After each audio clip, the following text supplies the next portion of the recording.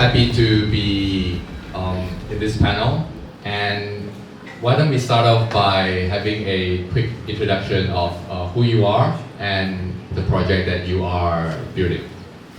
Hi everyone, thanks for having me. My name is Tiffany. I'm the VP of Ecosystem of Iris. We are a layer 1 purpose-built data chain focused on providing verifiable and programmable data. And our goal is to create data that is verifiable on-chain and create the basis of this new AI economy. Thanks for having me. I'm Stefan from Numbers Protocol. In the next 5 years, 80%, 90% of content will be AI generated, and we create a solution for people to trust and to trust the content they see on the internet. So the core value of what we do is provenance and trust. Yeah, I guess that's it for now. Let's talk later. Hi guys, this is Abby. I'm the head of China at Story Protocol. So what Story does is we are a EVM compatible layer 1, focusing on bringing intellectual properties into programmable assets on chain. Yeah, thank you. Yeah. Hi everyone, I'm Oliver. I'm the co-founder of Gada. Gada is a crypto AI company trying to build a decentralized business model into providing 2 fundamental resources the AI industry needs. One is data and the second is compute. For data, we are currently collecting ChatGPT conversations data. The promise is the entry to information or to the internet has been shifted from search engine to chat engine. So we feel chat conversational data is pretty valuable. And compute is just another fundamental resource the AI needs. And we are trying to play a decentralized playbook in the provision. Thanks. So, question for everyone. Now that there's a lot of AI companies, AI protocols in the Web3 space, if you are actually building a new protocol, not the one that you are currently building, what kind of direction will you go into? What kind of services that you want to build? Yeah. So maybe Oliver first. Yeah. Actually, I haven't thought about this question. So let me see. Maybe I would try to find some smaller niche because you can play a very big ecosystem play. For example, layer 1, layer 2 for reputation, transaction, and payment. That's a big play. So you do have need to have all these resources in place to do that. So I'll try to find small niche where you can tackle a real small problem to get a thing going, but I don't actually have a very specific thing in mind to do that. Yeah. How about the rest? Yeah, Abby. Yeah, this is a trick question. I think there is still a lot of stuff Story can do. So I guess I'm very loyal to our thesis. So we still want to focus on creating real use cases for intellectual property to go on chain, but rather than focusing more broadly from a foundation level, maybe working on a project that can actually targeting I guess certain groups of people, whether it's like smaller individual creators, artists, or it's like let's say like big labels and like SM Entertainment, YG of the world. Yeah, so TLDR trying to be a bit more focused and bringing real use cases of IP on chain. Yeah, thank you. Okay. Web3 is the easy way to say it is ADHD. Everybody thrives of attention. So the best way you probably could go is go with the attention, go with the narrative. But personally, same like Abby, I personally think UGC, user generated content, is the future, and I would still go into that direction. I think for me, even with Web3 and AI, we're super early. So with Iris, even after, let's say, unlocking the 3 trillion data asset, there's a lot more to do. Like, a lot of people are talking now about humanoids, robotics. How are those LLMs data? How is that going to be interoperable? So I think there's so many layers to this Web3 and AI vertical that it's pretty infinite. But I think right now we're still at the beginning phases of trying to figure out how to get this data on chain. All right. Maybe can I just thought about something. So I don't know if anyone here have experience with Open Router. Open router. Yeah. Basically, it's one single API that as a middleman automatically routes to different services of LLM inference. And I feel it's a pretty successful business model. But one pity is I hope it will be happening on chain because that seems quite natural. Routing can happen on chain, and it doesn't involve a lot of technical challenges. And it will be pretty amazing, the middleman, how routing happens and how economic incentive, play in could happen on chain. So that's one thing that I just thought about. Right, so open router, something that people can build on. And for Abby, Story Protocol is actually building the world's IP blockchain. When you see AI company use creative content without permission, what's the real cost to creators and how big is a problem? Yeah, I think this is a great question. So, putting AI asset in a traditional Web 2 setting, it's already very, very difficult for individual creators to actually able to monetize their intellectual properties.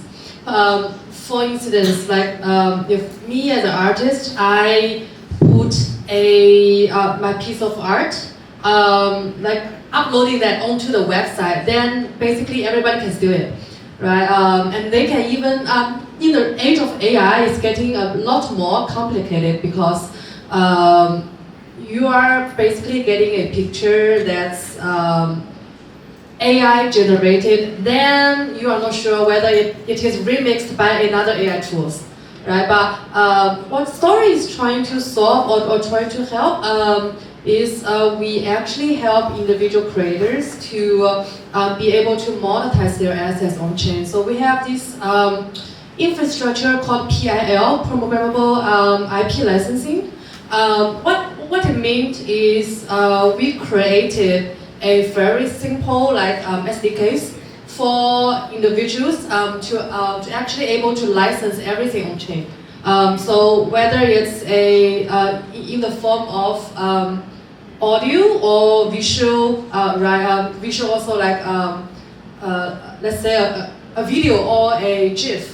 Yeah, they can do it in one click, license it on the Story blockchain. Because the beauty of blockchain is there's not going to be dispute over who will be the first who actually put this stuff on chain because it will be recorded by the block height, right? Then what we are doing is first we are able to help them with legal protection. So we have a set of US copyright legal framework that's actually already embedded in the smart contract itself. Yeah, the other part would be distribution and monetization, meaning that you can actually decide how much percentage you want. Basically, you want to charge all the derivatives or the use of the IPs. Yeah, let's say I'm an artist. I just want everybody to use my piece of art. It's basically like a public good, so you can choose the free sample, meaning that you can allow anyone to create any UGC contents. But if let's say I want to monetize my particular P, for example, I want people to use it, but still I want to get derivatives or royalty income based off my Pudgy.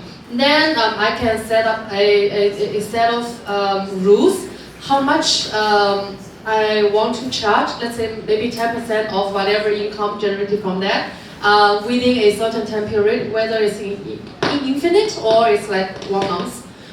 So we have this set of legal framework as well as the programmable templates that developers can use. But of course, we've been talking to a lot of the Web 2 and Web 3 creators in the space. A lot of the challenges will be like who will actually be the first to adopt this set of principles. We realized that it's always like a standard distribution with a lot of the long-tail artists make up the maybe 90%.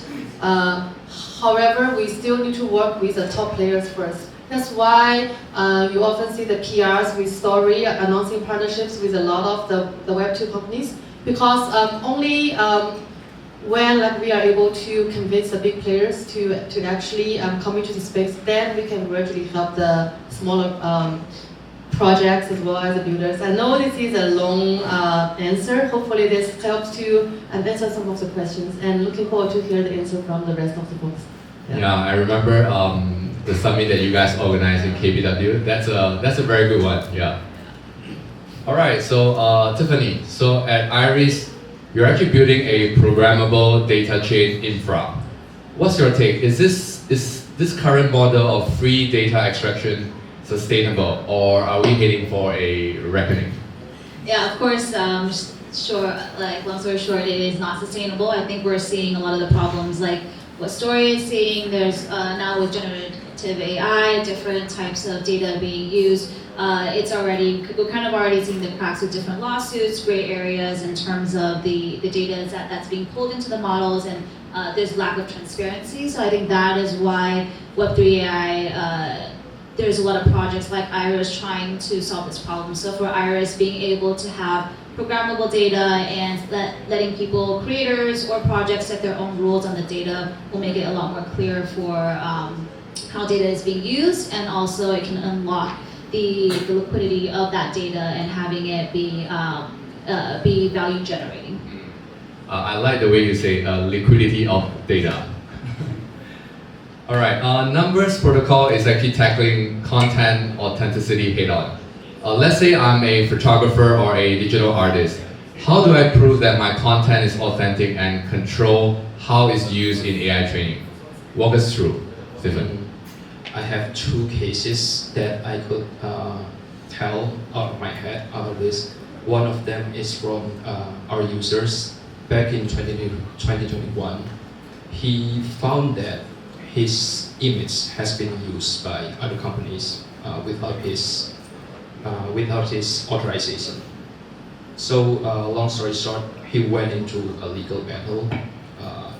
The fun thing is he went into some copyright enforcement agencies, and in the court, the judge actually acknowledged his copyright. But at the end of the day, he lost the legal battle. And that's due to one reason.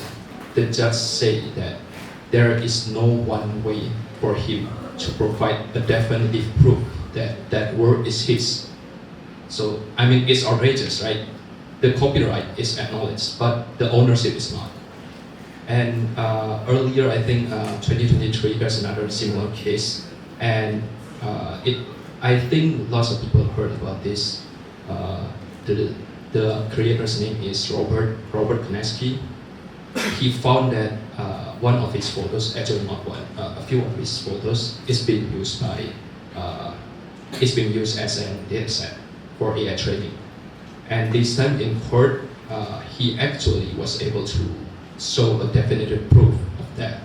And the problem is he still lost because the court rules that there is no way to prove that he did not give the consent that his data is not to be used at that time. So there's this two kind of problem. You need to have a definitive proof that data is yours and image is yours. The second is you need to have a standardized way to show whether you want to give consent for your data to be used or not. So what our proposal is exactly that. You take your creation, use a platform, register it, and then you will have first a definitive proof of your asset, of your data, and on that you also could have the history of it, everything, who creates it, when, what creates it. For example, if you are also using AI partially to create it, you'll be able to tell that in the metadata. And you also have this standardized consent form in each of this file, stating whether you want to allow this data to be used by to be used as AI training or not. I think if the creators, the photographers that I mentioned previously, could have access to this tool earlier, they would have a better standing in the legal battle. All right. And for Gata, you guys are working at the intersection of applied AI and decentralized data. And from a technical point of view, how do you see decentralized data access specifically improving model accuracy and reducing bias? I wouldn't say decentralized data necessarily improves accuracy or bias. It's simply an alternative way, and maybe it could be more fair and cost-effective way of accessing data. It's just simply if you look at the data industry, at the end of the day, it is being provided mostly by individual humans, but you have tons of intermediaries, skill AI, etc., playing the role of middleman, coordinating different individuals providing that data.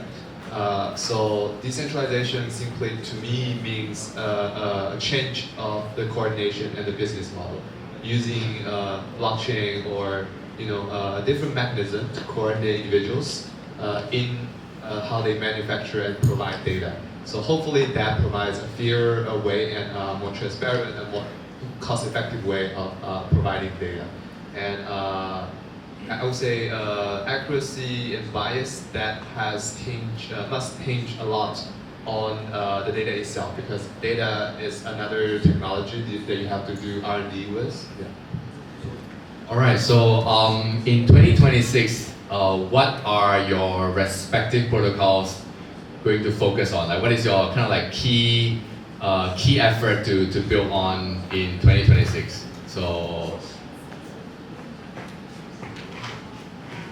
Oh, okay.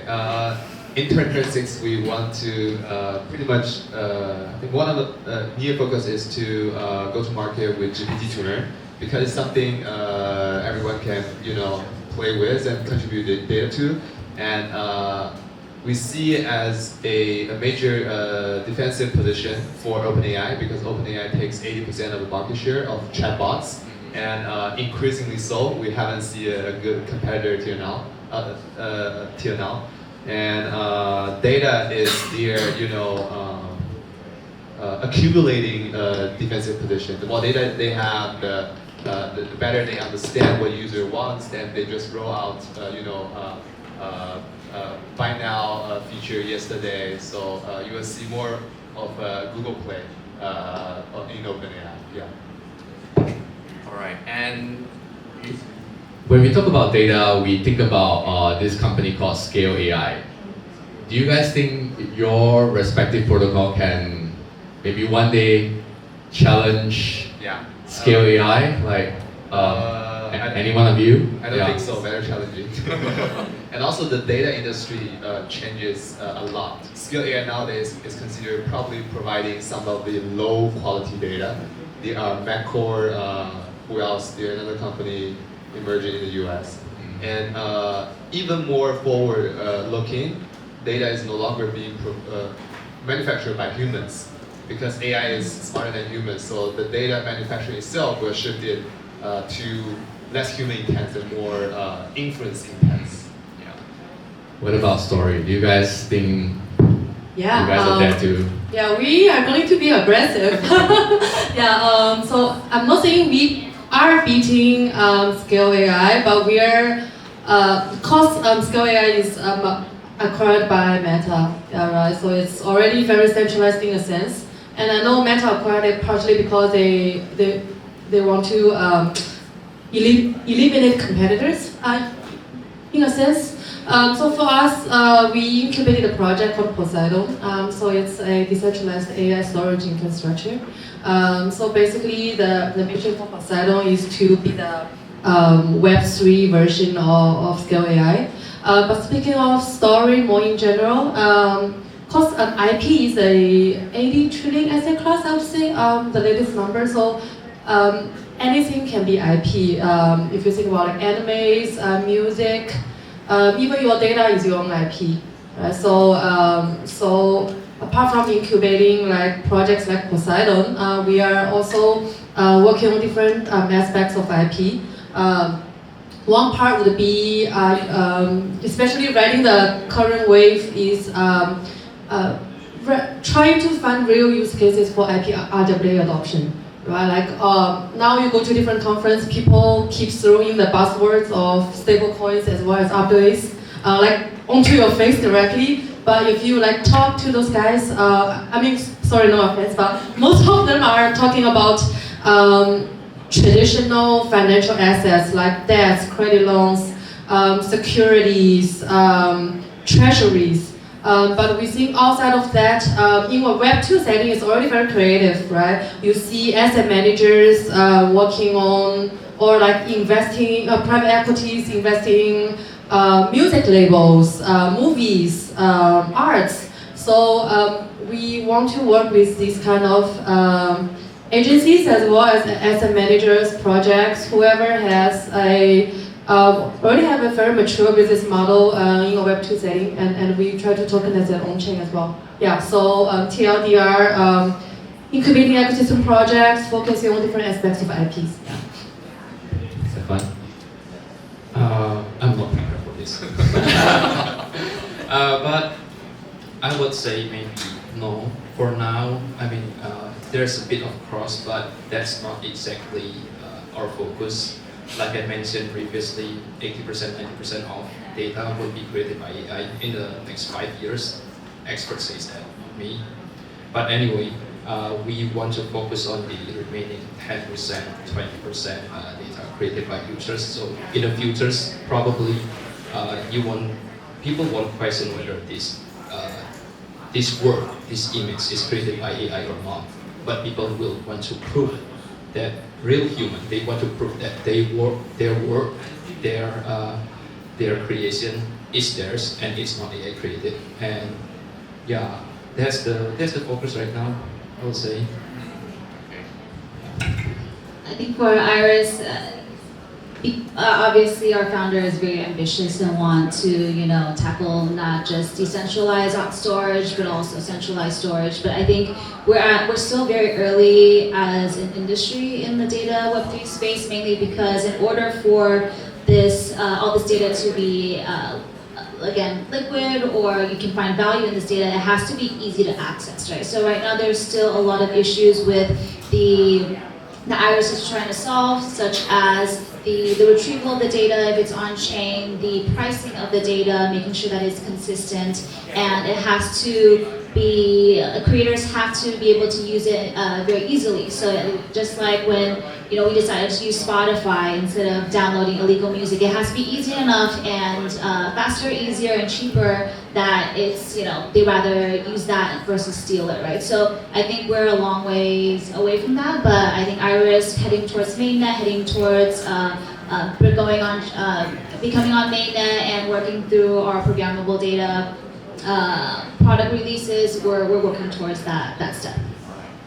Okay, so maybe we can open to the floor. Maybe one question from the floor for the panelists. Anyone?